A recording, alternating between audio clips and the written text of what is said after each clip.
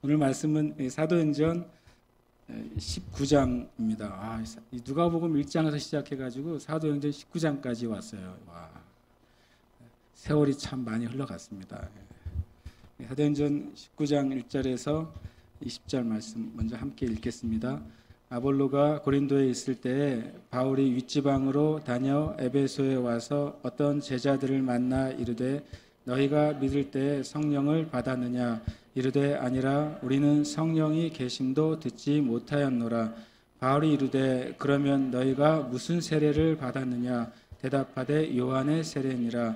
바울이 이르되 요한이 회개 세례를 베풀며 백성에게 말하되 내 뒤에 오시는 이를 믿으라 하였으니 이는 곧 예수라 하거늘 그들이 듣고 주 예수의 이름으로 세례를 받으니 바울이 그들에게 안수하며 성령이 그들에게 임하심으로 방언도 하고 예언도 하니 모두 12사람쯤 되니라. 바울이 회당에 들어가 석 달 동안 담대히 하나님 나라에 관하여 강론하며 권면하되 어떤 사람들은 마음이 굳어 순종하지 않고 무리 앞에서 이 도를 비방하거늘 바울이 그들을 떠나 제자들을 따로 세우고 두란노 서원에서 날마다 강론하니라. 2해 동안 이같이 하니 아시아에 사는 자는 유대인이나 헬레안이나 다 주의 말씀을 듣더라. 하나님이 바울의 손으로 놀라운 능력을 행하게 하시니 심지어 사람들이 바울의 몸에서 손수건이나 앞치마를 가져다가 병든 사람에게 얹으면 그 병이 떠나고 악기도 나가더라. 이에 돌아다니며 마술하는 어떤 유대인들이 시험 삼아 악기 들린 자들에게 주 예수의 이름을 불러 말하되 내가 바울이 전파하는 예수를 의지하여 너희에게 명하노라 하더라. 유대의 한 제사장 스게와의 7 아들도 이 일을 행하더니 악기가 대답하여 이르되 내가 예수도 알고 바울도 알거니와 너희는 누구냐 하며 악기 들린 사람이 그들에게 뛰어올라 눌러 이기니 그들이 상하여 벗은 몸으로 그 집에서 도망하는지라. 에베소에 사는 유대인과 헬라인들이 다 이를 알고 두려워하며 주 예수의 이름을 높이고 믿은 사람들이 많이 와서 자복하여 행한 일을 알리며 또 마술을 행하던 많은 사람이 그 책을 모아가지고 와서 모든 사람 앞에서 불사르니 그 책 값을 계산한즉 은 5만이나 되더라. 이와 같이 주의 말씀이 힘이 있어 흥왕하여 세력을 얻으니라. 아멘. 네, 오늘 말씀은 이제 성령 세례와 도시 부흥이라는 말씀을 좀 나누려고 합니다. 그전에 다른 데서 얘기할 기회가 없으니까 어제 그 토요일 날 이거 토요일이었죠. 그 한라 도서관에서 그 재미있는 그 행사를 해가지고 제가 갔었어요. 뭐냐면 주성아 기자라고 아십니까? 주성아 동아일보 기자인데요. 북한 전문 기자죠. 북한에서 나고 자랐고 북한 김일성 대학에서 수학한 성분도 우수하고 당성도 우수하고 머리도 우수한 인재죠. 그 인재가 이제 탈북을 했고 남한에 정착해서 남한에 정착한 지 4개월 만에 동아일보 기자가 됐어요. 그리고 16년 동안 동아일보 기자를 하고 있어요. 굉장히 오랫동안 한 거죠. 한국에서 북한 김일성 대학 출신의 아주 인재가 동아일보 공식적으로 시험을 봐서 들어갔대요. 되게 똑똑한 거죠. 제가 그분 강의를 한 2시간 들었는데 들으면서 통일되면 우리나라 대학생들 엄청 창피하겠구나라는 생각을 들었어요. 굉장히 그냥 이 대한민국만 보는 게 아니라 그러니까 우리가 이제 북한 말이나 북한의 그 경제적인 상황은 실은 우리나라하고 뭐 80대 1이라고까지 나오거든요. 80대 1 못 산다고 북한이. 그 정도까지 차이가 많이 나고 그리고 이제 문제가 심각하죠. 체제나 사상이나 영적으로나 하나님이 바꾸셔야 되는 땅이 많죠. 그런데 그 땅에 사는 사람들의 그 기질과 자질은 굉장히 탁월하다는 걸 제가 느꼈어요. 그냥 이제 뭔가를 공부를 잘한다는 차원이 아니라 그 남한이나 북한이나 미국이나 이런 전 세계의 흐름을 보는 관점이 굉장히 놀라웠어요. 굉장히 놀라웠고 제가 그 얘기를 들으면서 또 사람들이 질문을 하는데 질문을 할 때 대답하는 것도 정말 북한에 있는 그 사람들이 어렸을 때부터 이런 훈련을 받잖아요. 김일성주의를 찬양하는 훈련, 자기 잘못을 고백하는 죄 고백의 훈련, 그다음에 한 주제를 가지고 토론하는 훈련을 아주 어렸을 때부터 3살부터 한단 말이죠. 그래서 말을 엄청 논리적으로 정확하게 해요. 그래서 제가 굉장히 실은 놀랬고요. 물론 이제 우리의 북한 사투리가 나온 것이 우리 남한에 있는 대한민국 백성들이 북한 사투리를 들을 때 괜히 시골 같고 도시 같지 않고 지적이지 않다고 느끼고 있는 거를 빨리 바꾸지 않으면 안 되겠더라고요. 굉장히 명석하고 똑똑합니다. 그리고 오히려 북한의 대학생들이 모든 대학생을 말하는 건 아니고요. 북한의 주요한 대학생들이 한국에 있는 주요한 대학생들보다 어쩌면 자질적으로는 더 탁월할 수 있다는 생각을 제가 갖게 됐어요. 능력은 이제 실은 그거는 모르는 일이고요. 자질적으로는 굉장히 훈련이 돼 있다는 느낌을 받으면서 굉장히 통일에 대한 그분은 이제 크리스찬이 아닌 것 같아요. 크리스찬의 색깔은 거의 못 느꼈고 그렇다고 어떤 이제 진보나 보수나 그런 계열도 아닌 것 같아요. 그냥 굉장히 객관적인 얘기를 많이 했고 제가 그 내용을 말하려고 하는 게 아니라 내용은 그분이 책을 최근에 썼어요. 재미있게도 제목이 이거예요. 평양 자본주의 백과사전. 재밌죠? 평양을 앞에 놓고 다음이 자본주의라는 단어를 썼고 백과사전. 그러니까 지금 평양에 있는 사람들이 실제로 어떻게 살고 있는지를 적은 책이에요. 제가 사서 읽어보려고요. 그러니까 평양은 이미 자본주의 사회라는 거예요. 주체 사상의 그러니까 왜곡된 공산주의의 사상인 주체 사상의 심장부인 평양이 지금은 자본주의로 물들어 있다는 거죠. 굉장히 독특하죠. 밖에서 본 그림이 아니라 실제로 살아왔고 거기 있다가 그 사상과 체제가 옳지 않다고 무너질 것이라고 생각하고 나온 분의 어떻게 보면 북한의 핵심 멤버 중에 한 명의 말이니까 어떤 부분에서는 믿을 만한 면이 많이 있었어요. 그래서 제가 좀 기도하면서 정말로 통일은 하나님 손에 정말 달려있는 것이 맞고요. 통일된 이후에 우리 교회나 대한민국이 어떻게 준비되어 있느냐가 너무 중요하다는 생각을 더 많이 갖게 됐어요. 이분이 되게 재밌는 말을 했습니다. 제가 머리에 새겨진 거는 통일의 문제를 사람들이 다 하우에 둔대요. 어떻게 통일할, 쉽게 말하면 통일론이죠. 그래서 어떤 대통령이 말한 통일론은 이쪽 세력은 좋아하지만 반대 사람들은 목숨 걸고 반대하고 누가 말하면 이쪽은 좋아하지만 저쪽은 반대하고 서로 이 통일의 방법은 다 다르기 때문에 끊임없이 문제가 생긴다는 거예요. 그런데 이분이 하우로 얘기하지 말고 when으로 얘기해라 그러더라고요. 언제 통일될 수 있을까? 그러니까 그 시간을 말하는 게 아니에요. 조건을 말하는 거죠. 남한에 있는 사람들이 어느 정도의 생각의 변화가 있을 때 통일이 되는 게 문제가 없을까? 북한에 있는 사람들이 생각과 삶에 어떤 변화가 있을 때 통일이 되는 게 제일 문제가 없을까? 이런 방향으로 생각해 보면 어떻겠느냐? 제가 그 얘기를 들으면서 나는 영적으로도 충분히 우리는 그런 방향을 가질 수 있다. 남한에 있는 교회와 백성들이 영적으로 어떤 상태에 있을 때 통일돼야 문제가 없을까? 북한에 있는 백성과 사람들이 영적이나 그런 어떤 컨디션이 되어 있을 때 통일될 때 문제가 없을까? 굉장히 이제 제가 많은 생각을 갖게 됐어요. 그러면서 이제 재밌는 얘기 하나 해주더라고요. 지금 통일되면 무슨 일이 생길까요? 그러면서 첫 번째로는 한국이 엄청 혼란스러울 거래요. 왜냐하면 북한은 전 세계에서 가장 강력한 가부장제 사회래요. 남자는 아무것도 안 한답니다. 의외죠. 아무것도 안 한대요.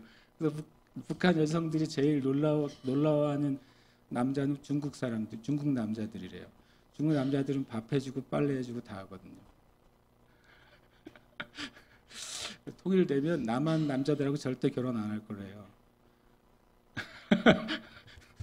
중국 남자들하고 결혼할 거라고 재미있는 이제 실상황에서 우리가 생각하고 있는 것과 완전히 다른 삶이 실은 내재되어 있는 거예요. 남쪽이나 북쪽이나. 그래서 그 재미있는 시간을 가졌어요. 그러면서 교회도 북한의 영적인 상황, 북한의 영적인 것을 위해서 좀 알고 기도하고 준비하는 게 좋겠다. 실은 제가 이제 오늘 주제를 성령세와 도시 부흥이라고 거창한 제목을, 사도행전은 내가 그런가? 참 거창해요, 다들. 그래서 거창함을 붙였는데, 도시가 어떻게 부흥할 것인가? 민족이 어떻게 부흥할 것인가? 어떻게 보면 결론부터 미리 말하자면, 이거는 이제 제가 사도행전 19장을 통해 내린 결론은, 연합운동으로는 죽어도 안 된다. 미안하지만.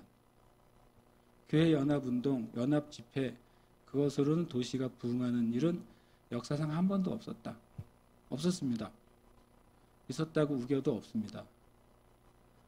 왜냐하면 그런 부흥운동을 주도했던 분들이 돌아가시기 전에 다 고백했어요. 그런 부흥운동의 결과로 도시가 부흥하거나 나라가 부흥한 적은 한 번도 없고, 다만 뭐로 부흥했냐면 믿는 자들이 전도해서 도시가 부흥했다는 거예요. 우리가 착각을 하나 가지고 있어요. 여의도 광장에 100만 명 모여서 교회가 부흥한 게 아니라, 교회가 전도해서 부흥한 거예요. 기도하고 전도해서 이 나라 부흥한 거예요.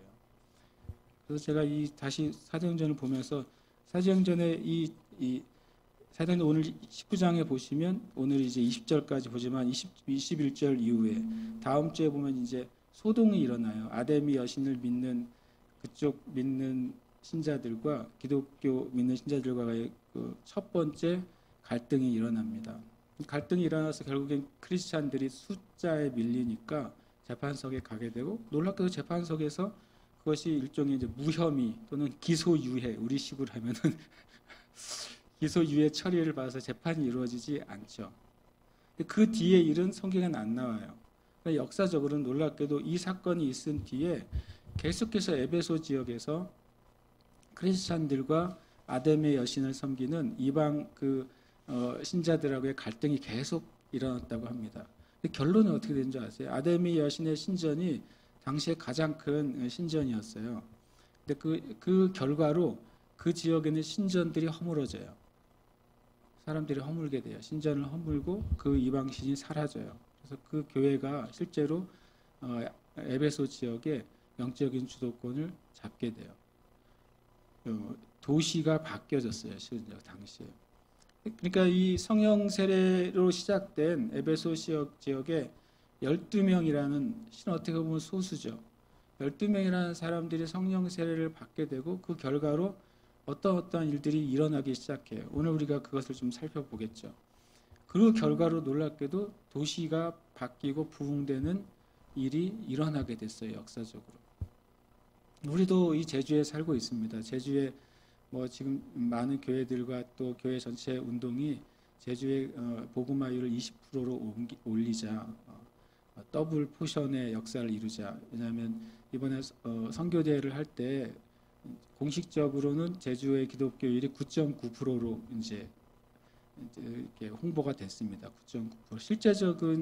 실제적인 복음 안에 있는 크리스찬들이 몇 명인지, 또는 실제 교회를 다니는 그리스도인이 몇 명인지는 우리가 정확히 알 수는 없으나, 이제 여론조사 또는 갤럽 조사에 의한 것은 9.9%가 나왔어요. 그래서 이제 제주 교계의 기도 제목은 그것이 더블이 되게 하자, 20%가 예수님을 믿는 이 땅이 되게 하자라고 하는 것. 당연히 우리가 기도 같이 해야 된다고 저는 믿어요. 그런데 이 제주라는 이 도가, 제주시 또 서귀포시라는 이 두 개의 큰 시가 정말 어떻게 부흥하게 될 것인가, 어떻게 복음화가 되고 영혼들이 구원받을까. 결국엔 우리는 이제 성경 안에서 답을 찾아야 돼요. 그리고 성경에서 찾은 답을 가지고 교회가 그것에 순종해야 돼요. 그래야 이 땅이 바뀔 줄 믿습니다. 이런 제가 묘한 생각을 해봤어요. 정말로 이 땅에 있는 성도와 저와 같은 목회자들이 제주가 부흥하기를 정말로 갈망하고 원할까? 이런 거죠. 한국에 있는 사람들이 통일돼야지 라고 말하지만 실제로 사람들의 심중에는 통일 안 되고 이대로 그냥 사는 게 더 속 편할 거야. 별로 문제가 없을 거야. 라고 생각하는 사람들이 80%라는 보고가 있어요. 그러니까 교회도 마찬가지예요. 교회가 만약에 교회 자체가 안정화되고 자립이 되고 건물을 가지고 있고 서로 교회 생활하는데 예배하는데 교회 1년 동안 어떤 행사들을 진행하는데 별로 문제가 없고 갈등이 없으면 사람들 안에는요 실제적으로 그래 우리 교회에 예수 믿지 않는 영혼들이 많이 몰려왔으면 좋겠어. 그 차원을 실제적으로 인식하고 있느냐 하는 거예요. 그 주성아 기자 그분이 그러더라고요. 여러분 통일돼서 여러분 옆집에 여러분이 101호인데 102호에 북한에서 평양 사람 내려서 산다고 생각해 보세요. 기분이 어떨 것 같아요? 그러더라고요. 그런 생각은 못 해본다는 거예요. 그런 생각 한 번도 못 해본 상태로 한국 사람들이 통일 얘기를 한대요. 그래서 제가 그거 맞는 말이라고 생각했어요. 교회가 주님 동성애자들이 구원받게 해주세요라고 기도하는데 당장 이 중에 어떤 우리 권사님 한 분이 가서 동성애에 사로잡혀 있는 친구를 전도해서 데리고 왔어요. 그 형제를 데리고 왔는데 그 형제가 아직도 머리가 길고 형제가 아직도 스커트를 입고 있고 형제가 아직도 매니큐어를 하고 있고 그러고 앉아서 예배 드린다고 생각해 보세요. 어떻게 다가가시겠어요? 아니 제가 이 얘기를 왜 하냐면 어저께 커피숍에 사모님이랑 갔다가 커피를 마시고 이제 책을 읽다가 누가 쿠폰을 줘가지고 갔다가 내려오는데 1층에 그 친구가 있더라고요. 그 친구 아시죠? 그 친구 하면 여러분 아시잖아요. 그때 아주 그 기호 행사할 때 앞장섰던 그 형제. 엄청 교회와 또 반동성애 운동을 저주했던 그 형제. 그 형제 1층에 딱 앉아 있는 거예요. 역시나 스커트를 입고 몸에 스웨터를 입었는데 빨주노초 파보 돼 있는 옷을 또 그것도 골라서 입고 여전히 머리는 길고 그리고 뽐나게 노트북을 하고 있더라고요. 그래서 제가 생각했어요. 주님 저 형제를 구원해 주세요. 그러면서 그래 저 형제가 만약에 주일날 교회 온다면 우리 형제 자매들은 어떻게 반응할까? 그러니까 영혼이 구원받고 이 도시가 부흥되고 교회 하나님 믿는 예수 믿지 않아서 오는 것에 대해서 다 예스 하는데 실제로 우리가 생각하기에 이것도 제가 문제인데 우리가 보기에 굉장히 죄인인 것 같은 사람들이 교회에 몰려왔을 때 사랑할 수 있겠냐는 거죠. 제가 어저께 그냥 그건 북한 이야기였지만 제가 들으면서 주님이 도시를 부흥시켜 주시고 교회들을 부흥시켜 주세요라고 기도하면서 실제적으로 그런 일을 주님께서 시작하실 때 이 땅의 교회나 또 저와 같은 목회자들이나 또 우리 교회 형제 자매들이 어떤 반응으로 나아갈 수 있을까? 그 생각을 갖게 되더라고요.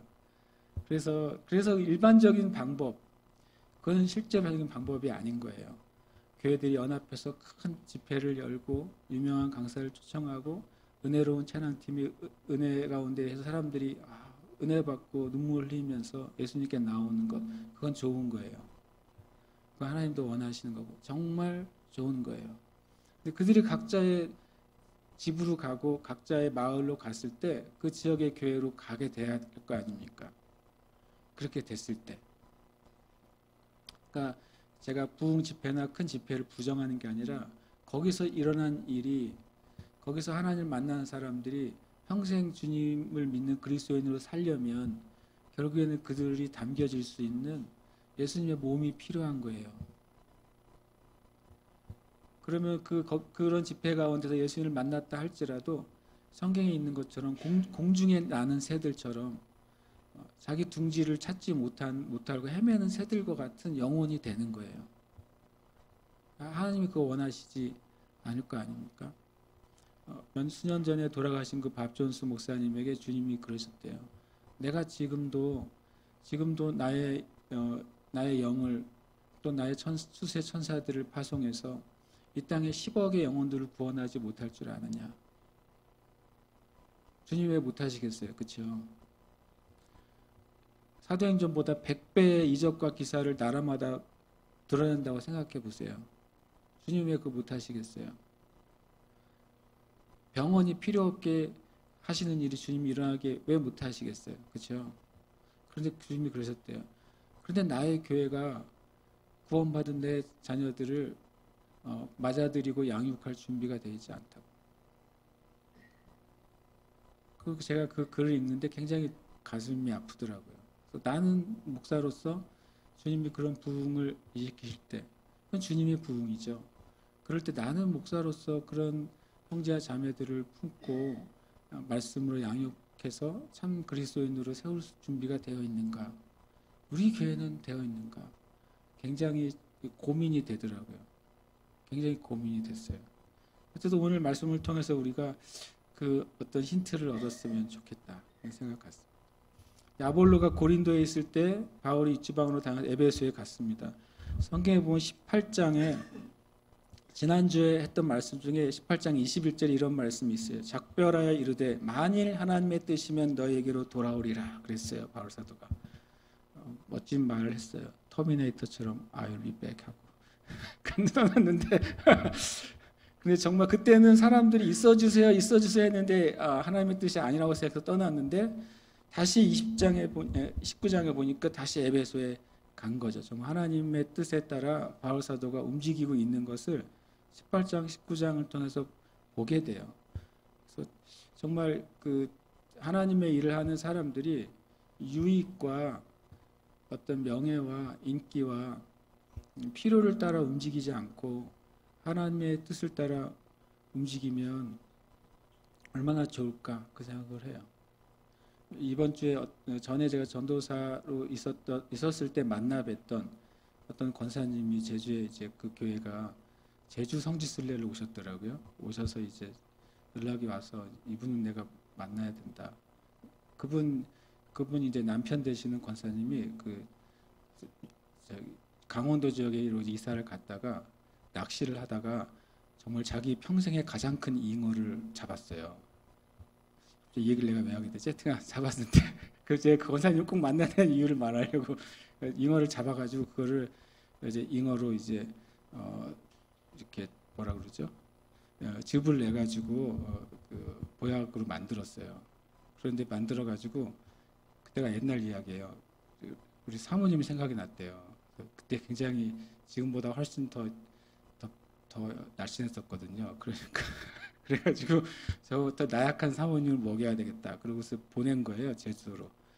그걸 먹고 나서 아기가 생겼어요.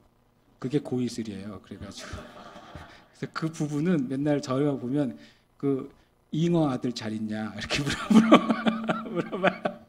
그런데 그분이 오셔서 이제 보고 싶다 그래서 가서 만났는데 이것저것 얘기하다가 그분 안에 그 마음 안에 주님 안에서 해결하고 싶은 상처가 하나 있더라고요. 그게 뭐냐면 전에 섬겼던 교회 담임 목사님이 더 큰 교회를 가기 위해서 교회를 그분의 표현은 어떻게 느꼈냐면 지금 있는 성도들을 버리고 더 큰 교회로 가셨다고 느낀 거예요. 물론 그 목사님에게는 어떤 상황이 있었는지 우리는 100% 알 수는 없죠. 그분에겐 그것이 큰 상처가 된 거죠. 그래서 제가 느끼면서 이 바울 사도의 이 행적을 보면서 다시 한번 생각하게 됐어요. 사람의 필요, 또 때로는 사람의 유익, 또 사람의 선택에 의해서 움직였을 때 나중에 하나님 나라에 가서 내가 생각지도 않은 주님께 책망을 받을 수도 있겠다. 그러나 반대로 사람의 뜻이 아니라 하나님의 뜻을 따라 우리가 움직일 때 오히려 여기서는 어떤 비판이나 어떤 오해를 받을 수도 있잖아요. 그러나 오히려 하나님 나라에 갔을 때는 생각지도 않은 칭찬을 받을 수도 있겠다. 제가 그런 생각을 갖게 됐어요. 그래서 이렇게 에베소에 와서 제자들을 만나게 됩니다. 왜냐하면 그때 에베소 교회가 세워졌으니까. 떠나긴 했지만 교회가 세워졌고 그 제자들은 계속 주님 안에 있었던 것이죠. 근데 그때 해결하지 않았던 한 가지를 바울이 물어보게 돼요. 2절에 보니까 그때는 교회가 세워지는 것으로 에베소 지역의 사역이 끝났었죠. 2절에 이렇게 말합니다. 너희가 믿을 때 성령을 받았느냐. 굉장히 중요한 문장이에요. 너희가 믿을 때 성령을 받았느냐. 이것이 왜 중요하냐면 그 교회사 안에 굉장히 그 신학적으로 또는 교단이나 교파적으로 굉장히 해결되지 않는, 해결이 아니라 서로 평행선을 걷는 주제 중에 하나가 성령 세례라는 주제예요. 성령 세례라는 주제는 뭐 이제 구원받고 안 받고의 주제가 아니라 그냥 교회에 일어나는 많은 어떤 현상적인 일, 영적인 일에 대한 어떤 시작이 되는 주제이기 때문에 성령 세례. 그 성령 세례를 위한 기도도 많이 하고 성령 세례를 위한 뭐 어떤 안수도 많이 하고 하는 거죠. 이 성령 세례라는 단어 자체, 그 자체 가지고도 많은 논란이 있고 또 성령 세례라는 것에 대해서 그것이 뭐냐라고 하는 것에 대한 그 논란도 많이 있어요, 실제로. 그런데 이 19장 2절은 굉장히 중요해요. 바울 사도가 한 말이잖아요. 뭐라고 말했지? 믿을 때 성령을 받았느냐. 첫 번째, 바울 사도는 어떤 것을 전제로 이 말을 하고 있는 거죠? 믿는 것과 성령 세례를 받는 것을 구별해서 말하고 있어요. 그죠? 그러니까 많은 또 어떤 이제 아주 어떤 신학은 예수 믿을 때 성령 세례 받는 거야. 내가 예수님을 영접할 때 성령 세례 받는 거라고 그것을 동일하게 여기는 신학이 굉장히 많이 있습니다. 그렇다고 그것이 이단도 아니고 문제도 아니에요. 그러나 이제 개념에 있어서 바울 사도, 성령 세례를 성경상에서 가장 많이 베풀었던 한 사람이 바울 사도죠. 바울 사도가 믿을 때라고 말했어요. 그들 보고 너희들이 믿고 있는 것을 인정해 주는 거예요. 그들이 구원받았다는 사실을 부정하지 않는 거예요. 그런데 너희가 예수 믿고 구원받은 게 맞는데 그 믿을 때 너희가 성령을 받았느냐라고 한번 확인을 한 것이죠. 이거 되게 중요합니다. 그러니까 결국엔 결론적으로는 예수 믿는 그 은혜와 성령 세례를 받는 것은 구별이 된다는 거예요. 구별이 되지 않는다면 이 질문을 하등의 이유가 없죠. 바울 사도가 그것이 궁금했던 것이죠. 그리고 바울 사도가 무엇을 알고 있냐면 예수를 믿는 사람의 삶과 성령 세례를 받은 그리스도인의 삶이 다르다는 것을 바울 사도가 이해하고 있다는 거예요. 그래서 그것이 필요하기 때문에 질문했다는 거죠. 이 한 줄에서 우리는 많은 걸 생각하게 돼요. 예수를 믿는 사람에게도 뭐가 필요하다? 성령 세례가 필요하다는 결론을 내리게 돼요. 예수님 믿고 구원받은 사람에게도 성령 세례가 필요하다. 그것은 제 주장이나 신학이 아니라 바울 사도의 주장이에요. 그러니까 예수를 믿는 제자들이에요. 성령의 제자들이라고 표현했습니다.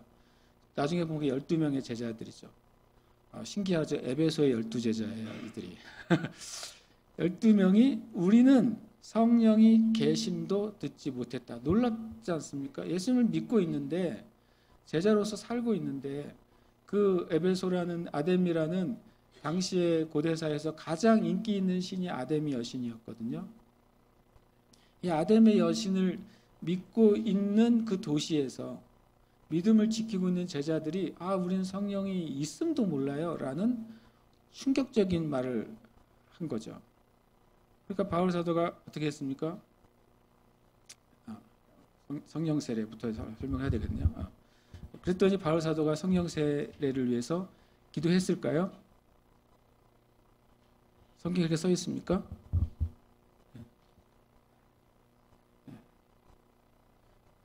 성령 세례를 위해서 기도했을까요? 성경에 보시면 그렇게 기도 안 했어요. 5절에 보시면 주 예수의 이름으로 세례를 다시 베풀었어요. 아주 단순해요. 성령 받으라 이렇게 말한 게 아니에요. 그들이 요한의 세례, 요한으로부터 그 요단강에서 받은 요한의 세례를 받은 이들이죠. 그들에게 이제는 예수 그리스도가 메시아이신 것을 이제 믿는 믿음으로 세례를 받으라고 했고, 그들이 예수님의 이름으로 세례를 받습니다. 세례를 받을 때, 세례를 받고 안수할 때 성령의 세례가 임하게 돼요. 그럼 성령 세례가 뭐냐? 성령 세례에 대한 일단 뜻은 좀 알아야 될 거 아닙니까? 성령 세례가 무엇이냐? 성령 세례는 제일 짧게 말한 겁니다. 제가 뭐라고요? 성령 충만의 첫 번째 경험을 성령 세례라고 이해하시면 좋겠습니다. 성령으로 충만하게 되는 첫 번째 경험이에요. 그럼 성령의 충만함이 뭐냐? 성령 충만은요, 성경적으로는 성령의 지배당하는 거라고 되어 있어요. 그리고 또 하나는 성령의 인도함을 받는 것이라고. controlled and guided by the Holy Spirit이에요. 성령, 거룩한 영이 성령님에 의해서 지배당하고 성령님에 의해서 가이드를 받는 것이 성령 충만한 상태예요. 성령 충만은 우리가 제가 이제 오늘 노트에 보면 본질과 현상에 대해서 이해해야 된다고 말씀드렸어요. 성령 세례는 어떤 현상을 의미하는 게 아니에요. 현상으로 성령 세례를 이해하게 되면 그 현상을 쫓다가 실은 오히려 흔히 말하는 옳지 않은 것을 취하게 되는 경우가 생겨요. 이것은 여러분 우리 형제 자매님들은 외우라기보다는 이해를 하셨으면 좋겠어요. 성령 세례는 성령으로 충만하게 된 첫 번째 경험이에요. 그래서 어떤 분들은 성령 세례는 한 번이니까 이제 그런 경험은 더 이상 없겠네요. 그렇지 않죠. 왜냐하면 성령 충만의 첫 번째 경험이에요. 성령 충만은 일생에 한 번 받으면 끝나나요? 그렇지 않죠. 성령 충만은 날마다 구해야 돼요. 첫 번째 경험이 성령 세례일 뿐이에요. 그래서 어떤 분들이 이렇게도 표현해요. 어떤 강사들은 제가 오늘 또 성령으로 세례를 받았습니다. 신학자들은 무슨 소리야? 성령 세례는 평생에 한 번뿐인데 라고 말을 그렇게 말 가지고 이렇게 딴지를 걸지 말고 저분이 오늘 또 기도 가운데 성령으로 충만하게 되는 경험을 또 했다는 소리구나 이렇게 이해하면 돼요. 성령 세례라고 하는 것은 첫 번째 경험이다. 성령 충만은 성령님에 의해서 내가 지배당하는 경험, 성령님의 인도함을 받는 삶을 사는 것, 이것이 성령 세례라고 이해하시면 좋을 것 같아요. 그래서 이제 바울이 무슨 세례를 받았냐고 요한의 세례라고 말했습니다. 그랬더니 이제 바울이 요한에 대해서 얘기합니다. 그들이 받은 경험으로부터 시작하는 거예요. 우리가 새신자나 어떤 믿음의 사람과 대화할 때 내가 어떤 걸 경험했을 때 내 경험부터 시작하면 어떻게 돼요? 답이 안 돼요. 그분이 가지고 있는 경험, 혹 우리가 좀 더 성숙해가지고 그분이 어떤 단계에 있다고 느껴진다면 그 단계 때부터 이야기를 시작해야죠. 그리고 내가 또 그 영적인 그 상태에 있었을 때 나의 상태나 나의 경험, 나의 부족한 것을 내가 기억한다면 거기서부터 시작해서 함께 영적인 대화를 나눠야 그래야 그분이 더 하나님 앞에 성숙할 수 있도록 도와주는 거지. 집사님은 그래요? 나는 이런데 이러면 유리창 깨지는 거예요. 이미 끝이에요. 더 이상 할 얘기가 뭐 있어? 그래요? 그리고 끝이죠. 부러워하든지 아니면 잘났네라고 말하든지 아니면 그러고 끝나는 거죠. 근데 이 바울 사도가 지혜로워요. 그러면 요한으로부터 시작합니다. 그들이 만났던 그 요한, 그들이 받았던 그 은혜가 있잖아요. 요한이 뭐라고 말했습니까? 회개하라고. 도끼가 바로 나무뿌리에 놓여 있다. 회개하지 않으면 찍혀서 불에 타질 것이다. 이 말씀에 그들이 요한의 세례를 받으면서 자백하고 하나님께 자신을 드렸을 거 아니에요. 거기서부터 시작해. 근데 그 요한이 회개의 세례를 베풀 때 예수님을 소개했다는 것을 얘기합니다. 그러니까 그 12 제자가 자연스럽게 요한의 메시지를 통해 예수님을 만나는 게 정상적이구나라고 하는 것을 이해하게 됐어요. 그리고 그들이 어떻게 됩니까? 그들이 이제 세례를 받고 성령으로 충만하게 돼요. 그래서 성령 충만의 본질에 대해서 먼저 나누고 싶어요. 성령 충만의 본질이 뭐냐? 라고 제가 이제 적어 놓고서 고민을 했어요. 저는 가끔 일을 저질러 놓고 고민할 때가 있어요. 성령 하나님이 우리 안에 거하시는 게 성령 충만의 본질이에요. 이게 되게 중요한 본질이에요. 왜냐하면 성경이 이렇게 말씀하고 있어요. 고린도서 16장 16절에 하나님의 성전과 우상이 어찌 일치가 되리요? 우리는 살아계신 하나님의 성전이라. 이와 같이 하나님께서 이르시되 내가 그들 가운데 거하며 두루 행하여 나는 그들의 하나님 되고 그들은 나의 백성이 되리라. 이것이 실은 중요한 성령 세례의 본질이에요. 왜냐하면 이 고린도후서 6장에서 말하는 우리는 하나님 계신 하나님의 성전이야. 이것은 뭐에 비교하고 있냐면 이 말씀은 레위기 말씀을 인용하고 있습니다. 근데 레위기 말씀은 하나님께서 나는 그들 가운데 거하며 두루 행하여 나는 그들의 하나님 되고 그들은 나의 백성이 되리라. 이 말씀은 뭐 할 때 하신 말씀일까요? 성막을 지을 때 하신 말씀이에요. 하나님께서 모세 보고 성막을 지으라고 말씀하시고 이 성막의 의미가 뭐냐면 내가 그들 가운데 거하며 그들 가운데서 행할 것을 알려주는 표로서 성막을 지으라라고 말씀하신 거예요. 그러니까 이스라엘 백성이 그 다음부터는 어떻게 해요? 성막을 가운데 놓고 동서남북 진을 짜서 잠을 잡니다. 그리고 진행할 때에도 이 성막이 가운데 되죠. 두 개의 지파가 앞서가고 가운데 성막이 있고 두 개의 지파가 뒤를 따라가는 거죠. 그게 뭘 의미하냐면 내가 너희들 중에 계속 있을 거야. 이것을 알려주는 표시가 성막이라는 거예요. 그래서 이 레위기 말씀을 바울 사도가 고린도후서 6장에서 인용하면서 뭐라고 하냐? 그런데 우리가 예수를 믿는 그리스도인이 살아계신 하나님의 성전이다라고 말씀하신 거예요. 그러면서 성막과 성전의 관계에서 대해서 하나님 말씀하신 것을 그대로 인용해요. 과거에는 이스라엘 백성들 안에 하나님이 계신다는 사실, 하나님이 역사한다는 사실을 뭐를 통해서 하나님이 증명해 주셨냐면 성막, 성전을 통해서 증명하셨어요. 그래서 사람들이 성막과 성전을 향해서 기도하고 성막과 성전이 움직이는 걸 따라 움직이는 삶을 살았다고요. 그런데 성막은 사라졌어요. 성전도 무너졌어요. 그죠? 법궤도 어디 갔는지 알지 못해요. 그러면 똑같이 하나님의 백성이 신약의 시대는 이제 그러면 하나님이 거하시는 것을 하나님이 어떻게 표시하실까? 하나님이 우리 가운데 역사하실 것을 하나님이 무엇으로 표시하시게 됐냐면 너희 마음이 성령이 성전이 되면서 그 안에 누가 거하시게 된 거예요? 성령님이 성령의 세로 임하시면서 그 일이 다시 시작되는 거예요. 그것이 성령 세례의 본질이라고 지금 저희 가르쳐 주셨어요.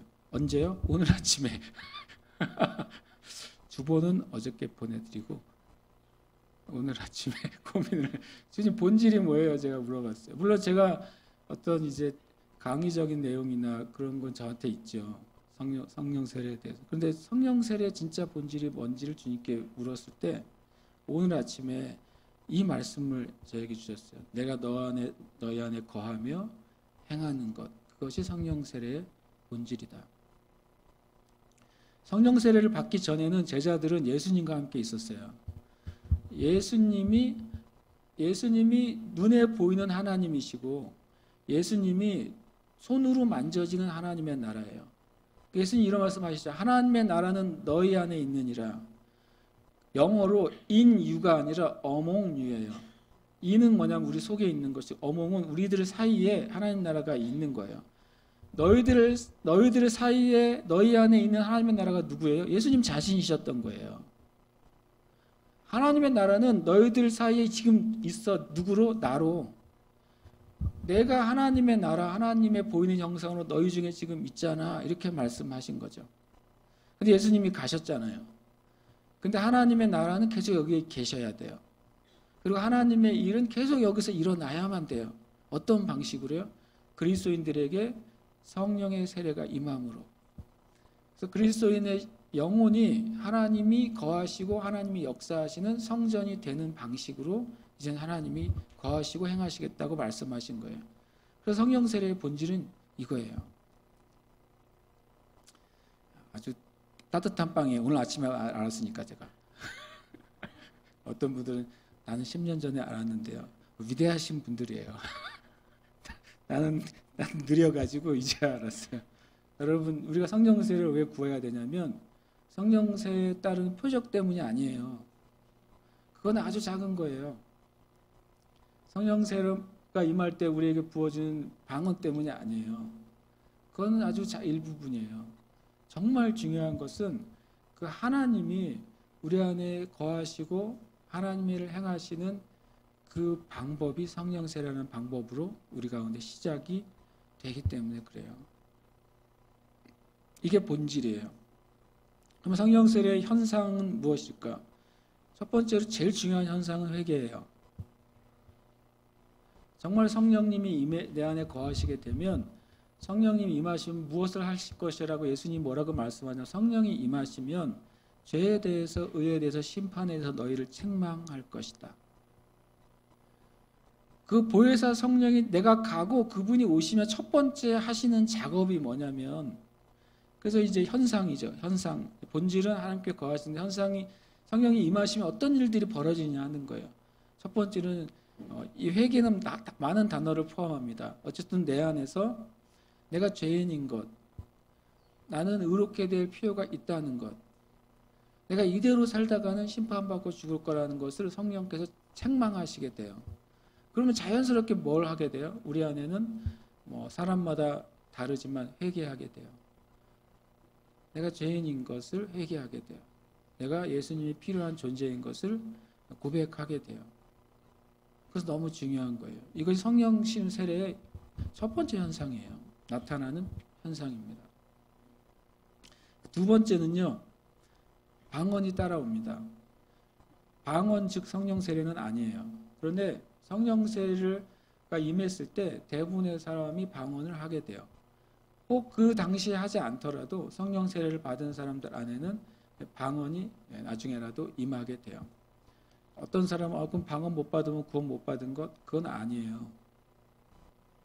아까 그랬잖아요. 믿을 때 성령을 받았느냐. 아직 그분들은 성령 세례 충만함을 경험하지 못했고 또 어떤 표적과 예사를 경험하지 못했어요. 그러나 바울 사도가 그들이 믿는 자들이라는 것을 말하고 있어요.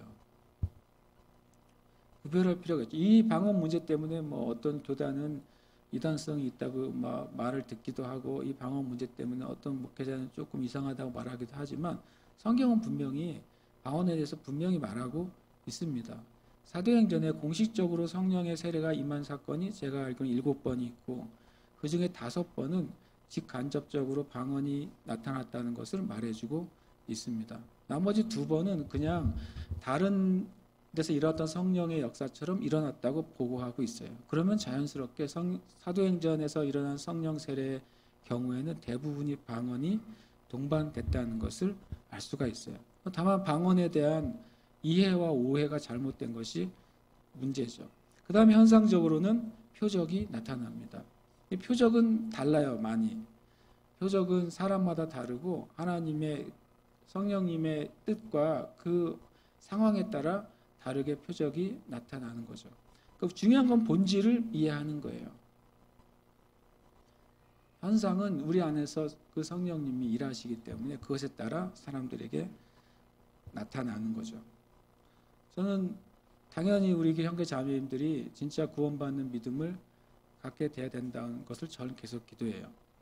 다니엘 기도회 때 제주도가 첫날이었는데 제주도를 위한 중보 기도회. 혹시 우리 교회 제가 기도 제목 2개 낸 거 혹시 보신 분이 있나요? 휙 지나가서 안 보였겠지. 제가 첫 번째 기도 제목을 우리 교회 모든 성도들이 구원받는 믿음 갖게 해달라고 적어놨어요. 진짜 구원받는 믿음을 갖는 우리 교회 성도들이 되게 해달라고.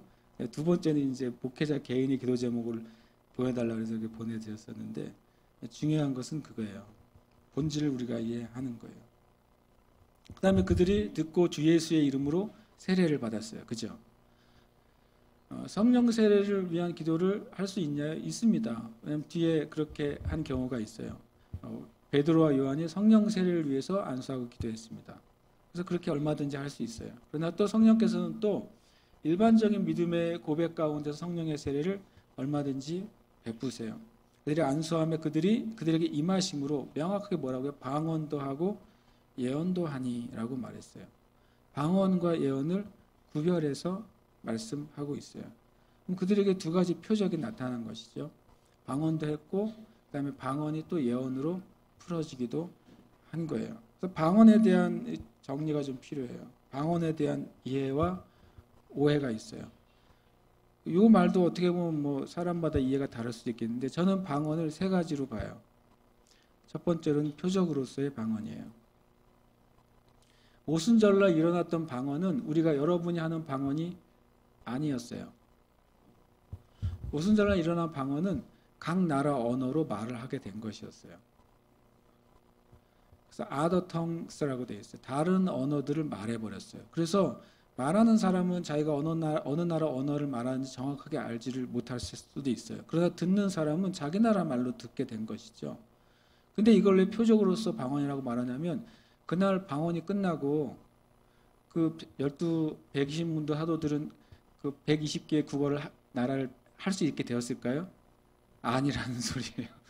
전에 제가 그 말씀 드렸죠. 제가 그 훈련을 받을 때 저랑 같은 방에서 이제 공동생활했던 형제하고 같이 통성 기도를 막 하면 이 형제는 영어로 기도를 하더라고요. 내가 진짜 부럽더라고. 기도를 영어로 해? 그리고 그냥 영어가 아니라 실제로 문장이 되는 영어로 하는 거예요. 가만히 들으면 내용을 이해할 정도의 문장으로 기도를 하더라고요. 저도 물론 방언했는데 방언을 하면서도 굉장히 부러운 거죠. 야, 나 방언 안 하고 차라리 영어로 기도할 수 있었으면 좋겠다. 그래서 끝나고 조용히 물어봤어요, 제가. 형제님 영어를 되게 잘하시네요. 그랬더니 형제가 나한테 이렇게 말했어요. 저 영어 방언을 받았어요. 근데 문제는 평소엔 영어를 못해요.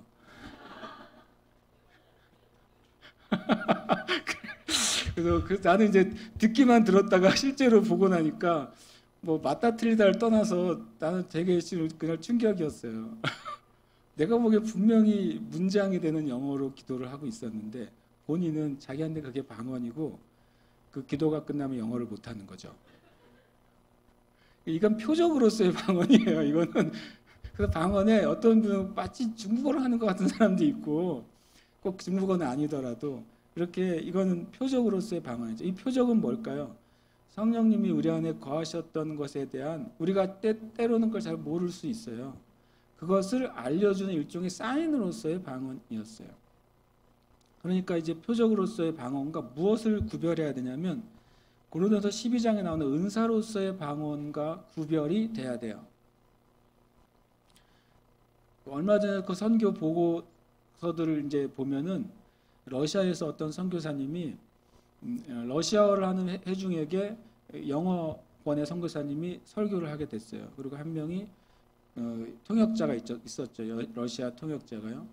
그래서 이분이 영어로 설교를 시작했습니다. 근데 러시아 통역자가 자기가 영어로 설교를 하면은 통역을 해야 될 거 아닙니까? 통역을 안 하고 가만히 있더래요. 그래서 쳐다보니까 이분이 계속 하시라고. 그래서 이분은 한꺼번에 몰아서 통역을 하는가 보다. 자기는 영어로 설교를 했는데 계속 통역을 안 하는 거죠. 설교 자리에서 내려갈 수는 없잖아요. 그런데 놀랍게도 회중들이 굉장히 은혜를 받는 표정이었어요. 그래서 이분의 마음엔 이 회중들이 러시아인이지만 영어를 알아듣는구나 라고 설교를 하고 내려왔죠. 예배 끝나고 사람들의 반응은 뭐였냐면 언제 러시아어를 했냐고 물어보는 거였어요. 목사님 대단하시네. 언제 러시아어를 배우셨어요? 그런 것이죠.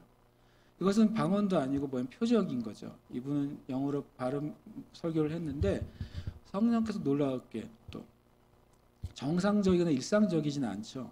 듣는 사람들이 그거를 러시아어로 알아듣게 된 거예요. 오늘 말씀에도 보면은 그런 이상한 일이 일어날 수 있냐고 말을 해요. 그런데 오늘 보면 이런 말이 있었어요. 11절에 보면 하나님이 바울의 손으로 놀라운 능력을 행하게 하시니라고 말해요. 근데 원어의 성경에 보면은 정상적이지 않은 특별한 일을 하게 하셨다라고 말한 거죠. 특별한 경우에 하나님은 얼마든지 특별한 일을 행하실 수 있는 분이에요. 그렇죠? 하나님이 그러신 분이신 거죠. 은사로서의 방언이 있어요. 이것은 고린도전서 12장에 나오는 9가지 은사가 나옵니다. 그래서 그 9가지 은사 때문에 방언은 다 받는 게 아니라 몇 명만 받는 거라고 생각하는 오해가 있는 거죠. 정확하게 성경을 읽는다면 고린도전서 12장에 나오는 방언은 방언의 은사가 아니라 각종 방언을 말하는 은사예요. 여러분 성경에 그렇게 써 있습니까? 방언의 은사가 아닙니다. 결코. 각종 방언을 말하는 은사예요. 단순히 그냥 표적으로서의 방언을 한다고 해서 여러분이 방언의 은사를 받은 것 아닙니다. 죄송하지만. 고린도서 12장은 성령께서 하나님의 일을 위해서 나누어 주시는 것이 성령의 은사라고 써 있어요. 이번에 어느 다니엘 기도에서도 제가 이제 한참 지났으니까 얘기를 해야죠. 그 다음날 얘기했으면 좀 죄송하니까.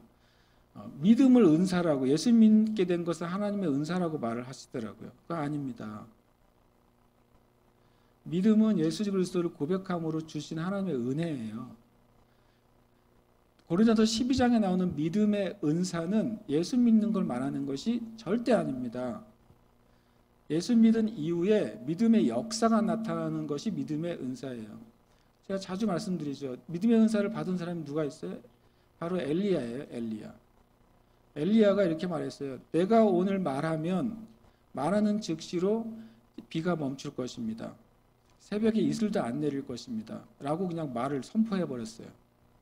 다음 날부터 진짜 비가 안 오는 거죠. 그리고 또 말했어요. 내가 말하면 이제부터 비가 올 것입니다. 선포해 버렸어요. 엘리야에게 주신 은사는 믿음의 은사예요. 믿음의 은사의 정의는 마치 하나님이 말씀하시는 것처럼 말하고 그것이 이루어지는 것이 믿음의 은사예요. 하나님 말씀하시면 이루어지죠. 그래서 믿음의 은사가 주어졌을 때에는 그 사람이 하나님의 뜻이라고 선포를 하게 돼요. 그럼 그 일이 이루어져요.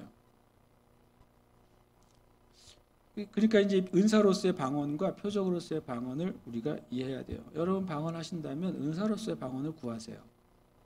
각종 방언을 말하는 게 뭐 그렇게 좋아요? 라고 말할 수도 있어요. 그냥 내가 하는 방언해도 문제가 없고 그 앞에 나가서 발표할 것도 아닌데. 근데 고린도서 14장에 보면 방언은 알아듣는 자가 없고 영으로서 비밀을 말함이라 이렇게 말하고 있어요. 각종 방언을 말한다고 하는 것은 그 방언을 통해서 하나님의 비밀이 일반적인 방언보다 몇 배의 비밀이 풀어지는 것을 의미하여. 그래서 중보자들이 방언의 은사를 구하는 게 아니라 각종 방언의 은사를 구하세요. 중보자들은. 그럴 때 방언 안에서 여러 개의 방언을 통해 하나님의 비밀이 풀어지고 그것이 내가 하는 우리의 언어, 한국말로 기도할 때 그 하나님의 비밀한 것들을 가지고 우리가 기도할 수 있게 되는 거예요. 그 다음에 세 번째 방언이 있어요. 그것은 예언 사역으로서의 방언이에요. 이것에 대한 구별이 별로 없는 것이 저는 조금 안타까워요. 모든 방언하는 사람이 다 예언하는 것은 아닙니다.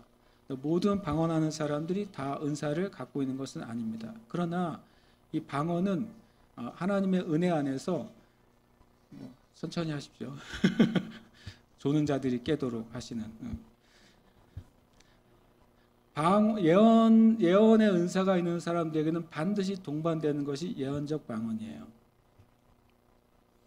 실은 이제 어떻게 보면 이제 기도를 해주는 예언 사역자들이 우리가 보기엔 맨날 똑같은 방언하는데 말은 다르게 얘기해요. 그래서 어떤 방언을 부정적으로 이제 설교하는 분들은 그 봐라 방언이 하늘의 언어라 그러는데 맨날 얘네들은 한 단어밖에 안 쓴다. 그러니까 말은 엄청 길게 한다. 이렇게 얘기를 하더라고요. 그래서 제가 속으로 뭐라고 그랬냐, 속으로는 말했어요. 진실로 무식하시구나 이렇게 생각했어요. 아니 하늘의 언어면 우리가 수준하고 달라야 될 거 아니에요. 그죠? 우리는 한마디 말로 한 단어밖에 말하지 못한다면 하늘의 언어라면, 초자연적인 언어라면 한마디로 10단어를 몇 번 풀어내겠어요. 굉장히 제가 보기에 속으로만 말했어요. 굉장히 무식하시구나. 성경을 좀 읽으셨으면 좋겠다라고 생각했어요. 분명히 예언 사역으로서의 방언이 있습니다. 그것은 굉장히 하나님의 깊은 것뿐만 아니라 누구에서 기도해 줄 때 그 사람 안에 있는 깊은 것을 마치 그 예언적인 방언을 통해 퍼올려요. 계속 퍼올리게 되고 그것이 우리 입술로 알아듣는 언어로 말할 때 그 마음 안에 있는 것들을 말하게 되는 거죠. 그 다음에 이제 바울이 회당에 이제 이 놀라운 일이 일어났어요. 그래서 이제 에베소에 곧 불이 떨어질 것 같았는데 회당에 들어갔더니 사람들이 순종하지 않았어요. 9절에 보면 어떤 사람들은 마음이 굳어 순종하지 않고 공개적으로 바울이 모욕을 당해요. 무리 앞에서 그 도를 비방하거늘. 그러면 공개적인 비방은 하나님께 죄가 커요. 하나님의 일에 대한 공개적인 비난, 그건 되게 조심해야 될 일이에요. 주님이 이런 말씀하셨어요. 많은 죄는 사하심을 받지만 입으로 성령을 해방하는 죄, 특별히 이것은 공개적인 것을 말하는 거예요. 찰스 핀이라는 20세기 미국의 위대한 그 부흥을 일으킨 하나님의 사람이 있습니다. 찰스 핀이 목사님이 처음 시작한 게 뭐냐면 예배 설교 끝나고 사람들 일으키는 일을 처음 했대요. 왜냐하면 그동안 남의 것을 훔쳤던 사람 일어나세요. 사람들 일어나면 막 울면서 회개하는 거죠. 그동안 음란한 죄 지었던 사람 일어나세요. 이렇게 한 거죠. 그래가지고 찰스 핀 목사님이 이단이 됐어요. 어떻게 사람들의 죄를 찝어가지고 일어나서 사람들을 모욕을 주고 창피하게 하고 도대체 그 사람이 어떻게 신앙생활을 하게 만드는 것이냐, 이런 비판들이 찰스 핀에게 막 쏟아지기 시작했어요. 그런데도 찰스 핀 목사님은 아니다, 성령께서 우리의 죄를 고백하고 거기서부터 깨끗하게 되고 자유롭게 되기를 원하신다. 그래서 계속 그 일을 계속했어요. 그때 참다 못한 한 목사님께서 예배 중에 일어나가지고 당신은 이단이다, 당신이 하는 일은 잘못됐다라고 이렇게 공개적으로 무리 앞에서 비방을 했어요. 그날 밤에 주님이 그 목사님을 데려가셨어요. 그 일이 한 번이 아니라 두 번인가 세 번이 일어나요. 그 다음부터는 아무도 그 얘기를 못했어요. 뭐 죽고 싶으면 하면 되는 거였죠, 당시에는. 그러니까 공개적으로 하나님의 일을, 하나님이 역사하시는 게 분명한 일인데 공개적으로 해방했을 때는 죄가 가중처벌을 받아요. 제가 보기에는 하나님 앞에서 가중처벌이 되는 것이죠. 그때 바울 사도가 그들을 떠나서 놀라운 일이 벌어져요. 처음에는 12명이 성령세를 받아서 에베소 교회가 영적으로 준비가 돼요.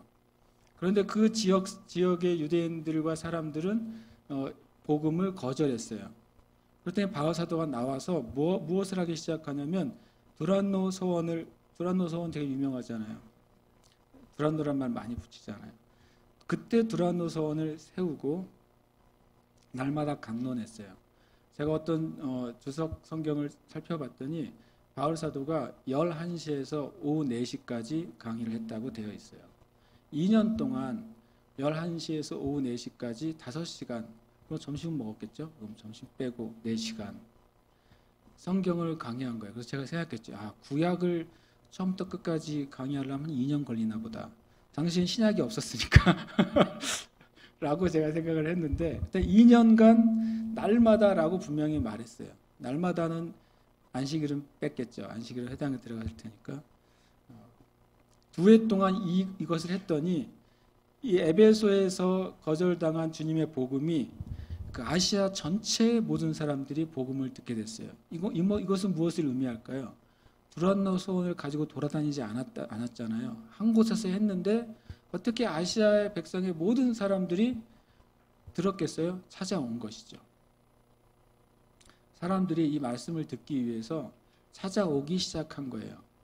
에베소 밖의 지역에 있는 사람들이 그 두란노 소원으로 바울의 성경 강론을 듣게 찾아오기 시작한 것이죠. 그래서 그 2년 동안에 에베소 지역에 성경 그렇게 말하고 있습니다. 아시아에 사는 자는 유대인이나 헬레인이나 다 주의 말씀을 듣는 놀라운 일이 벌어졌어요. 하나님이 도시를 바꾸시는 방법이에요. 먼저는 소수의 사람들에게 성령의 세례가 임해요. 그래서 그들이 주님의 일을 할 준비를 하게 돼요.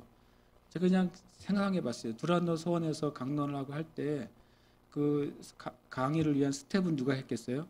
12명이 했겠죠. 기본 스텝 12명이 했을 거 아닙니까? 뭔가를 준비하고 사람들을 모은 사람들을 어떻게 인도하고 하는 걸 당연히 누군가가 돕는 사람이 필요했겠죠. 그 12명으로 시작된 두란노 서원이 아시아 전체 지역을 커버하게 돼요. 이 아시아 지역은 지금의 터키 지역을 의미합니다. 터키는 한국의 8배예요. 땅 사이즈가 일단 어마무시하게 커요. 아시아 지역은 거기를 대부분 커버하고 있었어요. 당시 아시아주는요. 이것이 이제 하나님이 도시를 바꾸기 위한 과정이었어요. 사람들이 말씀을 다 받게 됐어요. 말씀을 받은 상태에서 하나님이 어떤 일을 일으키시냐면 이제 성령의 이제 역사들을 일으키시는데 성령의 변화에 있어서 두 가지 의미를 우리가 알아야 될 거예요. 성령님이 임하시면 첫 번째로는 내적인 변화. 이것은 영의 열매죠. 하나님을 닮아가는 거예요. 성령의 열매라고 공식적으로 나와 있는 구절이 있지 않습니까? 갈라디아서에 그건 뭐라고 되어 있습니까? 사랑과 희락과 화평과 오래 참음과 자비와 양성과 충성과 온유와 절제니 이 같은 것을 금지할 법이 없느니라. 이게 성령의 열매라고 말했어요. 이 성령 열매는 다 뭐예요? 영의 열매예요. 우리가 이제 그냥 쉽게 말하면 뭐 인격이라고 표현하는데 성경에 인격이라는 단어를 쓰고 있지는 않아요. 그냥 성령의 열매라고 말하고 있어요. 영의 열매. 영으로부터 나오는 열매들이 바로 사랑이라는 거예요. 영의 변화로부터 나오는 그 열매가 희락이라는 거예요. 영으로부터 희락이라는 열매를 맺은 사람에게는 그 환경과 상황이 굉장히 고난이고 정말 말할 수 없는 어려운 가운데 있는데도 그 영의 열매는 뭐예요? 희락이라는 거예요. 초자연적이죠. 성령의 열매는 초자연적 열매입니다. 인격, 사람의 성품이 좋은 열매가 아니에요. 그것은 인격이잖아요. 예수 안 믿어도 인격 좋은 사람 많습니다. 그렇죠? 그런 사람들 보고 성령의 열매를 맺는다고 말하시겠어요? 현상빛에도 근원이 다른 거예요. 그래서 성령의 열매는 영의 열매지 인격의 열매가 절대 아닙니다. 수정을 해야 돼요. 법 없이도 살 스님을 보고 성령의 열매 있다고 말하면 안 돼요. 아시겠어요? 그래서 제가 말하는 수정이 필요하다는 거예요. 개념의 수정이 필요하다. 영의 열매예요. 그래서 환경과 상황을 뛰어넘는 영의 열매들이 나타나기 시작하는 거예요. 그것이 성령의 내적인 변화예요. 결국에 그것은 하나님의 성품을 닮아가게 만드는 것이죠. 왜냐하면 우리 안에 계신 성령님이 하나님이시기 때문에 그 성령님이 계신 그 사람이 그 하나님을 닮아가게 만드시는 것이 성령의 열매예요. 당연히 외적인 변화가 따라옵니다. 혼과 육의 변화가 나타나요. 혼과 육은 뭐냐면 생각과 사고방식이 변화하는 거예요. 성령 충만한 사람이 생각이 변해요. 전에는 내가 이렇게 행동하는 게 옳다고 굳게 믿고 살아왔는데 성령이 충만하게 되면 성령께서 성경의 기준으로 나의 기준을 자꾸 바꾸시기 시작하는 거죠. 옳다 그러다가 아니에요. 이것은요. 성경의 기준이냐 아니냐 하는 거예요. 그리고 그것에 따라서 그 사람의 육도 변화하기 시작. 육은 이제 실제적인 행동 방식을 말하는 것입니다. 혼은 우리의 생각과 사고 방식이고 육은 우리의 행동 방식을 말하는 거예요. 어쩌면 성령이 충만한 사람이 그동안 자기 삶에 부정적인 영향을 줬던 습관들을 끊게 될 것입니다. 그것은 육의 변화이죠. 그 다음에 또 외적인 변화는 말과 행위가 실제로 변하게 될 것입니다. 저는 말이 비굴해서는 안 되지만 공손하고 겸손해야 된다고 저는 믿어요. 그래서 1차적으로 공손하고 겸손하지 않은 사람을 만나면 일단 마음에 이제 조심을 합니다. 우리는 말이 공손해야 돼요. 그러나 비굴해서는 안 되죠. 우리는 굉장히 담대하고 당당하고 긍정적이어야 돼요. 그러나 말과 행위가 반드시 변하게 되어 있어요. 그 다음에 하나님의 능력이 나타나요. 이것은 은사가 나타나기도 하고 그 삶에 하나님이 계신 것에 대한 증거들이 나타나게 되는 거죠. 이것이 성령 세례로 말미암아 일어나는 열매들이에요. 그래서 우리의 삶에 이것이 나타나야 된다고 믿어요. 그리고 나타나기를 주님이 원하세요.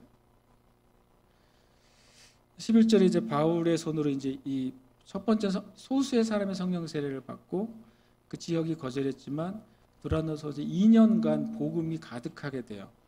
말씀이 가득한 상태에서 주님이 일을 시작하세요. 어떤 이제 일반적인 능력이 아니라 놀라운 능력이 나타나게 된 거죠. 그래서 여러분에게 주님이 어떤 은사를 주셨다면 그 은사가 일반적인 은사보다 더 탁월한 수준으로 나타나려면 말씀이 필요해요. 말씀이 기반이 되지 않은 은사는 더 이상 넘어갈 수가 없어요. 말씀은 마치 우리에게 주신 은사를 받쳐서 위로 올려주는 역할을 합니다. 훨씬 더 강하고 능력 있고 하나님의 역사를 드러내게 합니다. 2년간의 바울 사도의 수고는 그거였어요. 바울 사도가 2년 동안 한 곳에서 그렇게 오래 머물러 있은 적이 없어요. 고린도전에서 18개월 있었지만 2년은 훨씬 6개월을 더 있었던 것이죠. 그런데 어떤 능력이라 하냐면, 그러니까 일반적인 능력은 아마 바울 사도와 그 하나님의 사람들을 통해서 일반적인 치유와 일반적인 악기가 떠나가는 일은 있었을 거예요. 얼마든지. 그런데 그거를 초월해서 일어났는데 심지어라는 표현을 한 거죠. 사람들이 바울의 몸에서 바울이 쓰던 손수건이나 앞치마를 가져다가 그 두란노 서원에 올 수 없는 사람, 또 올 수 없는 거리에 있는 사람, 그런 사람들이 가져다가 얹으면 병이 낫고 악기도 떠나는 정말 놀라운 일이 벌어지기 시작한 거죠. 그 병이 떠나가고 악기를 떠나갈 때마다 이것은 병 낫는 것, 한 사람이 축사가 일어나는 것을 떠나서 이거 무엇을 의미하냐면요, 이 중심에 있는 바울 사도와 도란노 서원의 말씀이 세력이 계속 확장되는 거예요. 바울이 움직이지는 않는데 바울과 말씀을 통해 해주신 하나님의 그 영향력이 이런 놀라운 능력들을 통해서 계속해서 확장되죠. 100km 밖에 있는 사람이 이 100km를 수건이나 앞치마를 가지고 가는 것이죠. 가서 100km 밖에 있는 사람을 놓고 기도했을 때 병이 떠나가고 악기가 떠나가면 이제는 그 안에 바운더리 안에 있는 귀신은 거기 있을 수가 없는 것이죠. 계속해서 확장이 되기 시작한 거예요. 주님이 바울 사도의 사역을 완전히 다른 차원으로 만들었던 장소가 에베소 교회인 것입니다. 성령 세례와 복음 전파에서 우리가 이해를 해야 되겠어요. 성령 세례의 진짜 목적은 복음 전파예요. 그리고 성령 세례 받은 자의 삶은 복음을 전하는 게 제일 자연스러운 것이에요. 그리고 거듭남으로써 우리가 하나님의 자녀가 되는 것처럼 성령 세례 받음으로써 증인이 돼요. 요 세 가지는 제가 한 구절에서 뽑아냈어요. 한 구절을 쥐어짰더니 이 세 가지가 나왔어요. 사도행전 1장 8절이죠. 오직 성령이 너희에게 임하시면 너희가 권능을 받고, 성령의 세례가 임할 때 따라오는 것이 권능이 따라온다고 말씀하셨고, 성령 세례와 권능의 목적은 뭐냐면 너희가 예루살렘과 온 유대와 사마리아 땅까지 내 증인이 될 것이다 였어요. 그럼 성령 세례의 목적은요, 복음 전파예요. 그리고 성령 세례를 받은 삶은 네가 증인이 될 것이다 라고 말씀하셨어요. 복음을 전하는 것이 자연스럽게 되고 더 쉽게 되고 더 나타나게 되는 거죠. 우리가 성령 충만하게 해주세요, 성령의 세례를 베풀어 주세요 라고 할 때 우리가 이것을 생각하고 구애하시길 축복해요. 저는 누구는 방언 하나는 못하니까 좀 창피해요. 주님 성령의 세례를 주세요. 이런 동기로 하시지 말라는 거예요. 성령 세례의 목적은 복음 전파를 위한 하나님의 놀라운 방법이에요. 그것이 하나님의 목적이었어요. 그리고 13절 14절에 제가 진짜 굉장히 긴 이야기를 오늘 하느라고 1시간이 되어버려가지고 그 다음에 이제 어떤 표적이 벌어지면 다시 이제 좀 생각을 하셔야 돼요. 주님이 12명의 성령이 부어졌어요. 성령이 있음도 알지 못하는 자리에 성령이 부어졌어요. 그리고 지역 사람들은 말씀을 거절했어요. 그랬더니 하나님께서 이 12명과 두란노 서원을 세워서 2년 동안 말씀을 가르쳤을 때 그 지역 전체가 말씀이 편만하게 전해졌어요. 주님이 그 위에 1차적으로는 바울 사도에게 놀라운 치유와 축사의 역사가 드러나게 했어요. 그랬더니 항상 진짜가 있으면 가짜가 나타나요. 반대로 가짜가 있다는 소리는 진짜가 있다는 것을 반증해줘요. 그렇잖아요. 가짜라고 하는 것은 진품이 있어야 모조품이 생기는 거죠. 어떤 사람도 왜 이렇게 교회 이단이 많고 사이비가 많고 이렇게 가짜가 많고 우리나라에 예수가 왜 30명이나 돼요? 누가 그러더라고요. 그래서 그 진짜가 진짜이기 때문에 그래요. 내가 그랬어요. 그게 진짜가 아니고 가짜라면 누가 그 가짜를 만들어내겠어요. 우리나라 사람들이, 중국 사람들은 훌륭한 것 같아요. 2억짜리 명품은 30만 원에 팔더라고요. 얼마나 잘 만들었는지. 그러다가 또 무대기로 걸려가지고. 그러니까 이 가짜가 나타났어요. 그러면서 이 유대인 마술사들이 독특하죠. 마술사들인데 유대인들이에요. 성경 뭐라고 되어 있어요? 유대인은 뭘 구한다고요? 표적을 구해요. 헬라인은 지혜를 구해요. 유대인은 엄청 표적을 구하는 민족이에요. 그러니까 유대인들 마술사들이 되게 많았어요. 하나님을 믿는 여호와 하나님 믿는 유대인들은 설마 마술을 할까? 천만의 말씀 엄청나게 많이 해요. 지금 이스라엘에서도 그래요. 그러니까 전 세계에서 가장 큰 게이 퍼레이드가 어디서 열리죠? 예루살렘에서 열립니다. 20만 명이 모였어요, 올해에도. 우리 제주도에서 이 퍼레이드 몇 명 모였어요? 한 300명, 400명 왔나요? 예루살렘에 비하면 택도 없어요. 20만 명이라니까요. 그러면서 이제 내가 바울이 전파하는 예수, 야 재밌죠. 자기가 믿는 예수도 아니고 바울이 전파하는 예수예요. 너희에게 명하노라 이렇게 하고 돌아다녔어요. 그 중에 대표적인 사람들, 유대인 제사장이 많이도 낳으셨죠. 7을 낳으셨는데 7이 다 한마음 한영이 돼서 이런 짓을 해요. 7명이 다 한영이 돼가지고 예수님의 일 팔아먹고 하나님의 사람이 사도 바울의 이름 팔아먹으면서 자기 유익을 위해서 이 짓을 할 때 마귀가 놀라운 말을 하죠. 내가 예수도 알고 바울도 알아. 근데 너는 누구야? 이렇게 말해요. 굉장히 수치스럽죠. 어느 분이 그 천국 지옥 경험할 때 이런 말을 들었다잖아요. 내가 너를 모른다 그렇게 말했다는 거죠. 반대로 마귀도 모른대요. 예수님도 모르는데 마귀도 모르면 굉장히 이거 불쌍한 상태가 되는 거죠. 그래서 이 보시면 1대7로 싸웠는데 7이 당했어요. 그렇죠? 한 사람이 이 일곱 제사장의 아들들에게 달려들어서 7명이 뛰어 올라서 그들을 누르고 이겼다. 이게 원에 따로따로 돼 있어요. 그들 위에 뛰어 올랐고 그들을 완전히 제압했고 그들을 완전히 이겼다. 7명이 아주 그냥 도망도 못 치고 당한 거예요. 그리고 상하여 벗은 몸으로 옷이 다 찢겨 나간 것이죠. 그리고 도망했어요. 근데 하나님이 이 일을 허락하셨어요. 왜냐하면 이제 말씀과 하나님의 권능이 그 지역 도시에 퍼져나가기 시작했는데 반대로 마귀의 일이 쫓겨나가야 될 거 아닙니까? 빛이 드러나기 시작했는데 이제 어둠이 쫓겨나가야 되게 주님이 일을 허락하신 거죠.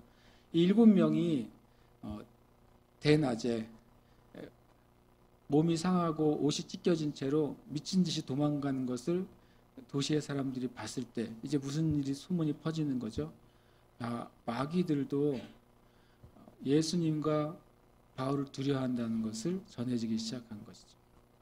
그래서 그 지역에 어떤 일이 벌어지냐면 그 다음에 이제 첫 번째로는 이런 일이 벌었을 때 어떤 일이 벌어졌어요? 첫 번째는 도시의 부흥이 시작돼요. 이것을 통해서 첫 번째는 그들 안에 두려움이 흘러가기 시작합니다. 귀신을 두려워했던 이들이 이제는 복음과 성령 하나님을 두려워하게 됐어요. 두려워하게 되면 무슨 일이 벌어지는지 아세요? 뭐가 막히는 줄 아세요? 두려워하게 되면 입이 닫혀져요. 두려워하게 되면 함부로 말을 못하게 돼요. 우리 대한민국에도 많은 거짓 뉴스들, 가짜 뉴스들 또는 미혹이 되는 많은 소식들이 돌아다니죠. 이거 어떻게 막을까요? 재판으로 다 일일이 때려 막을까요? 저는 이거 사실 알았어요. 이 대한민국 안에 하나님에 대한 두려움이 되는 하나님의 일이 시작되면 입이 막히게 될 거예요. 왜냐하면 두려우니까. 거짓말하는 게 두려워지게 되면, 진리를 방해하는 말을 하는 것이 두려워지게 되면 사람들의 입이 막혀요. 이 일을 통해서 두려워해서 에베소 지역에 하나님을 대적하거나 하나님을 반대하는 말들이 닫힌 거예요. 어둠의 문이 닫혀버렸어요. 그 다음에 두 번째는 사람들이 예수님의 이름을 높이기 시작했어요. 우리식으로 하면 이제 전도자들이 더 많아지는 거죠. 마귀의 일이 막혀지니까 진리를 말하는 사람들이 더 많아지기 시작하는 거예요. 그리고 그들이 이제는 그 사람들이 예수님을 믿게 되고 와서 자복하고 자기의 일을 고백하기 시작했어요. 어디로 왔을까요? 두란노선으로 왔겠죠. 이제 말씀을 전하던 장소가 이제는 뭐가 됐어요? 부흥의 장소가 된 것이죠. 사람들이 회개하고 주님께 나오는 장소가 된 것이에요. 그 다음에 그 전에 어떤 사람이 공개적으로 자신들이 행했던 그 마술책을 모아서 불태우게 됐어요. 이건 하나의 사인이에요. 더 이상 이 도시, 이 지역 가운데서는 마귀의 일이 힘을 발휘할 수 없구나라고 하는 사인으로 하나님께서 불로 그들의 마술책을 태우게 하신 것이죠. 그 다음에 어떤 일이 벌어집니까? 그 다음에 도시의 부흥이 일어나요. 이와 같이 주의 말씀이 힘을 얻게 돼요. 그리고 세력을 얻게 돼요. 이 세력이란 말이 엄청 중요합니다. 세력을 얻게 돼요. 그 지역이 이제는 도시가 하나님께 바뀌어지는 일이 벌어지게 됐습니다. 저는 그냥 오늘 그냥 성경을 쭉 설명을 드렸어요. 우리 이 제주도에서 이런 일이 일어나야 되지 않겠습니까? 어떤 우리의 인위적인 운동이 아니라 하나님으로부터 시작돼서 그것이 꺼질 수 없는 불이 돼야 돼요. 참 주님 앞에 정말 갈망이 되죠. 우리 같이 좀 기도하고 싶습니다. 우리 기도할 때 여러분 자신이 방언을 하냐 못하냐를 제가 말하는 게 아니라 성령 세례의 경험이 없다면 기도하셨으면 좋겠어요. 성령 세례를 제가 뭐라고 말씀드렸습니까? 성령으로 충만하게 되는 경험이라고 그랬어요. 성령으로 충만하게 되는 것은 성령에 의해서 지배당하는 거예요. 성령에서 지배당하기 때문에 나의 생각과 말이 이전의 삶으로부터 살기가 어려워지게 되는 거죠.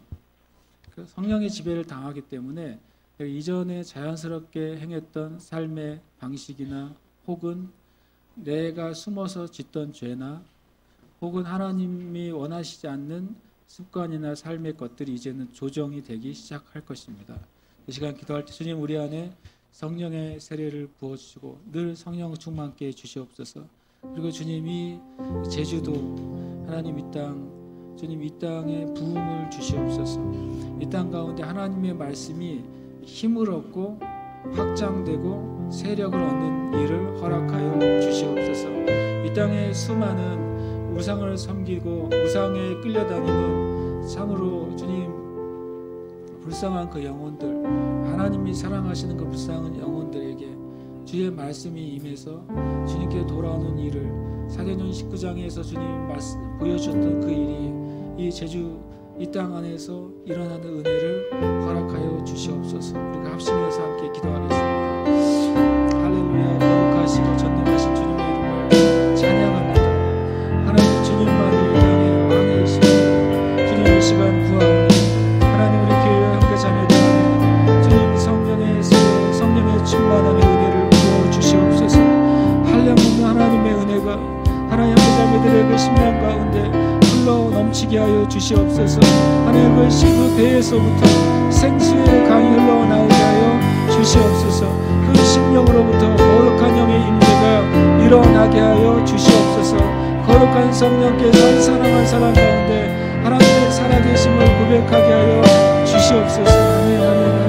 주님 감사합니다. 오, 주님 감사합니다. 한 번 더 기도할 때 내가 영으로 기도했으면 좋겠습니다. 방언을 하시는 방언을 하시고 방언을 하지 않는 분들은 예수님을 고백하세요. 예수님을 사랑한다고 고백하고 또 예수님을 더 깊이 알기를 원한다고 예수님에 대해서 입술로 고백하십시오. 이 시간 성령 안에서 우리가 함께 기도하겠습니다. 할렐루야.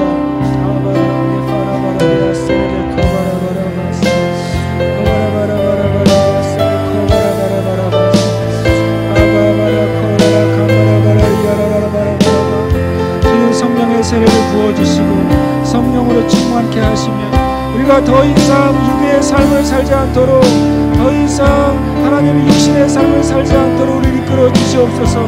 더 이상 실패하는 삶을 살지 않도록 더 이상 과거로 돌아가는 삶을 살지 않도록 더 이상 어둠의 일을 행하며 살지 않도록 성령님 이 시간 충만하게 임하여 주시옵소서. 할렐루야. 아멘 아멘. 아코바라바라바라바라바 예라바라라 세레데아 카바라바라바라바라바 오라바라라 세레데아 카바라바라바라바 예라바라바라라 세라라 카바라바라바라바 오라바라라 세라라 코바바바라바라바 할렐루야. 영광의 이름을 찬양합니다. 영광의 이름을 찬양합니다. 영광의 이름을 찬양합니다. 할렐루야. 바라바야 세라라라 카바라라라 세레데아 바코바스 예수님은 나의 주이십니다. 예수님은 나의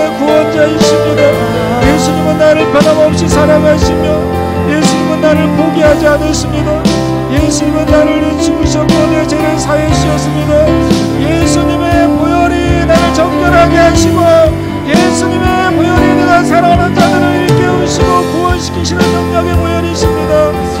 주님과 함께 이 교회 안에 성령의 충만함, 성령의 세례 부어주시고 부어주시옵소서.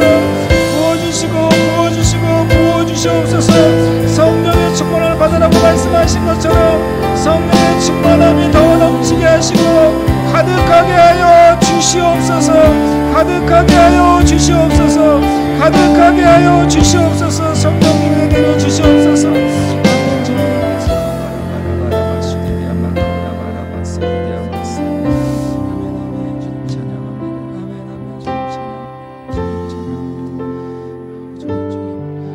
시간 우리의 심령 안에 예수님이 내 영혼의 구원자이신 것 다시 한번 고백합니다.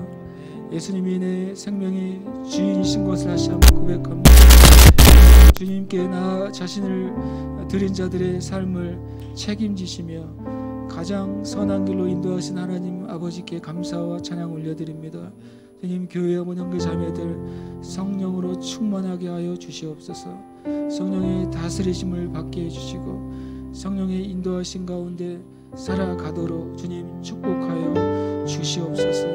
주님 축복하여 주시옵소서.